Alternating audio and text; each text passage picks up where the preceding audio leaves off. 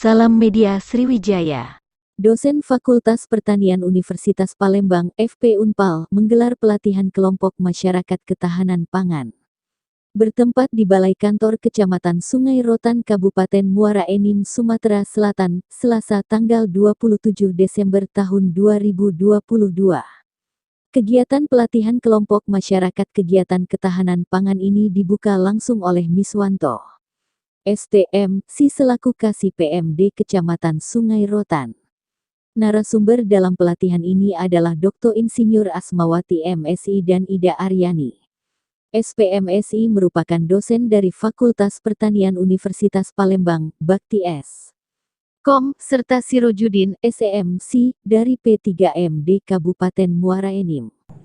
Kegiatan ini juga dihadiri oleh pendamping desa Tubagus Adam, ST Ahmad Kaswandi, SE Yesi Vita Sari AMD Hadianto, SAP Erwin Syah SI.